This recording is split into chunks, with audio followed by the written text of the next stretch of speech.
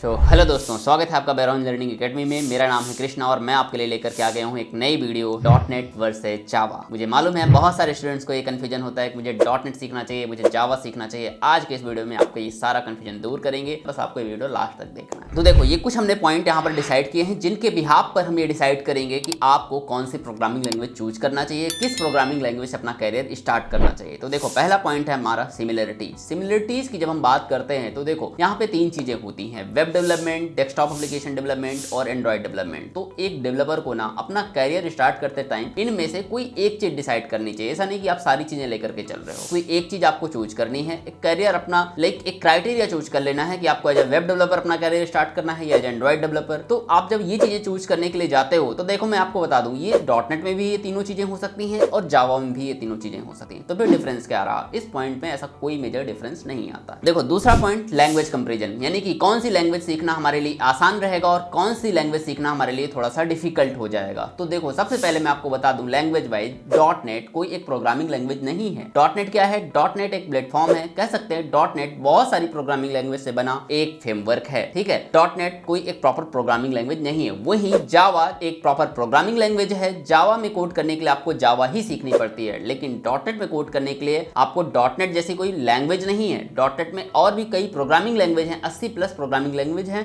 जिनका आप यूज करके डॉट नेट के अंदर कोड कर रहे होते हो, जिनमें सबसे ज्यादा 98% यूज होने वाली प्रोग्रामिंग लैंग्वेज है सी शार्प। ठीक है, इवन आपको जावा भी आती है तो आप जावा को भी डॉट नेट के अंदर यूज कर सकते हो, उसको बोलते हैं जे शार्प। ऐसे कोबोल, वीबी डॉट नेट, एफ शार्प, इन सभी को आप डॉट नेट के अंदर यूज कर सकते हो। तो देखो, लैंग्वेज वाइज अगर हम बोले तो डॉट नेट में काम करना और डॉट नेट को सीखना आपके लिए थोड़ा सा इजी हो जाता है, वहीं पर जावा को सीखना और जावा में काम करना थोड़ा सा आपके लिए डिफिकल्ट हो जाता है। नेक्स्ट जो हमारा पॉइंट है rapid application development. Rapid application development करना, देखो मैं सीधा सा कहूंगा कि डॉट नेट में आसान हो जाता है, क्योंकि डॉट नेट में होता है स्कैप फोल्डिंग का कॉन्सेप्ट, जिसमें बहुत सारा कोड ऑटोमेटिकली जनरेट हो जाता है। माइग्रेशन के कॉन्सेप्ट से आप डेटाबेस का पूरा स्कीमा वगैरह बहुत ही आसानी से जनरेट कर सकते हैं। जावा में ये चीजें थोड़ी सी कॉम्प्लिकेटेड हो जाती हैं, जबकि ये चीजें डॉट नेट में स्कैप फोल्डिंग के थ्रू आप बहुत ही इजीली कर पाते हो। तो ये डॉट नेट में रैपिड एप्लीकेशन डेवलपमेंट के मामले में डॉट नेट नंबर 1 पर है। क्या बात कर रहे हैं?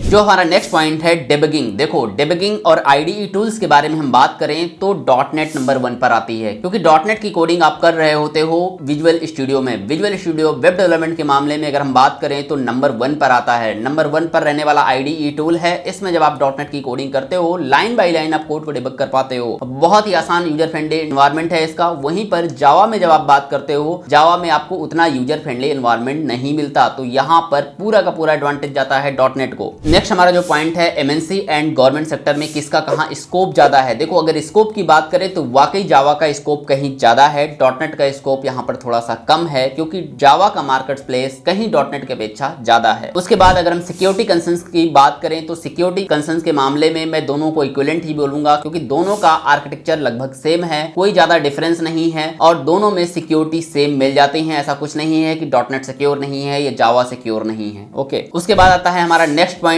Open source contribution. देखो, ओपन सोर्स कंट्रीब्यूशन की बात करें अगर हम तो डॉट नेट भी अब ओपन सोर्स हो गया है। अब वो टाइम नहीं रहा कि डॉट नेट प्लेटफॉर्म डिपेंडेंट है या डॉट नेट ओपन सोर्स नहीं है, वो टाइम बीत गया। अब डॉट नेट भी, डॉट नेट का जो कोर वर्जन आया है वो मार्केट में धूम मचा रहा है, प्रॉपर ओपन सोर्स है। Plus dot net open source को आप किसी भी ऑपरेटिंग सिस्टम में होस्ट कर सकते हो, चाहे वो विंडोज हो या लिनक्स हो। तो अब ये प्लेटफॉर्म डिपेंडेंट वाली भी प्रॉब्लम सॉल्व हो चुकी है डॉट नेट में। वहीं पर अगर आप जावा को देखो तो जावा अब पेड हो गया है, जावा अब ओपन सोर्स नहीं रहा, क्योंकि जावा को अब मैनेज करता है ओरेकल। जावा के पुराने वर्जन जरूर आप फ्रीली यूज कर पा रहे हो, लेकिन जो जावा के लेटेस्ट वर्जन होंगे उसके लिए आपको पे करना पड़ेगा। उसके बाद जो हमारा नेक्स्ट पॉइंट है करियर प्रोस्पेक्ट्स एंड कंपटीशन। देखो, कंपटीशन की अगर हम बात करें तो सीधा सा है कि डॉट नेट में आपको लो कंपटीशन मिलेगा, बिल्कुल भी कंपटीशन नहीं मिलेगा। वहीं जावा एक बहुत कॉम्पिटिटिव प्रोग्रामिंग लैंग्वेज है, वहां आपको बहुत ज्यादा कंपटीशन मिलने वाला है। जावा में सब लोग आज के टाइम में कॉलेजों में ऐसा माहौल बना दिया गया है, अगर आप देखोगे कॉलेज में पाइथन और जावा, सब बच्चे पाइथन और जावा की तरफ भाग रहे होते हैं। अगर आप वहां एक छोटा सा सर्वे कर लो तो डॉट नेट रेयरली कोई सीख रहा होगा। तो डॉट नेट में क्या हो गया कि डिमांड आज भी है, ऐसा नहीं है। डॉट नेट में भी बड़े स्केल के एप्लीकेशन बनते हैं, बड़ी बड़ी कंपनियां डॉट नेट को ज्यादा प्रेफर कर रही हैं, क्योंकि डॉट नेट भी अब प्लेटफॉर्म इंडिपेंडेंट है और डॉट नेट में भी कोडिंग करना थोड़ा सा डेवलपर के लिए भी इजी हो जाता है। तो डॉट नेट में डिमांड उतनी ही है, डिमांड ज्यादा ही है, ऐसा नहीं है कि डिमांड कम है, लेकिन लोग कम सीख रहे हैं डॉट नेट को। इस वजह से क्राउड कम है, इसलिए डॉट नेट में कंपटीशन नहीं है। इसलिए अगर आप एज अ फ्रेशर फ्रेशर अपना कैरियर इस आईटी इंडस्ट्री में बनाना चाहते हो, डॉटनेट आपके लिए एक बेस्ट चॉइस हो सकती है। वहीं पर जावा में एज अ फ्रेशर आपके लिए किसी कंपनी में हायर होना बहुत मुश्किल हो जाता है जब तक कि आपको एडवांस कॉन्सेप्ट की अच्छे से नॉलेज नहीं होती है। उसके बाद नेक्स्ट हमारा पॉइंट है सैलरी एडवांटेज। देखो सैलरी की अगर हम बात करें ना तो ये प्रोग्रामिंग लैंग्वेज नहीं डिसाइड करती कि किस लैंग्वेज में कितनी सैलरी मिलेगी। सैलरी डिपेंड करती है आपके स्किल्स पर और आपके डेवलपमेंट क्राइटेरिया यानी कि डेवलपमेंट डोमेन के ऊपर कि आप वेब डेवलपमेंट में काम कर रहे हो, एंड्रॉइड में कर रहे हो, डेस्कटॉप में कर रहे हो, प्लस आपकी स्किल्स कैसी हैं। हो सकता है कोई ऐसी लैंग्वेज में आप काम कर रहे हो जिसका स्कोप उतना ज्यादा नहीं है, लेकिन अगर आप उसकी स्किल्स में मास्टर हो तो आपको एक बहुत अच्छी सैलरी मिलती है।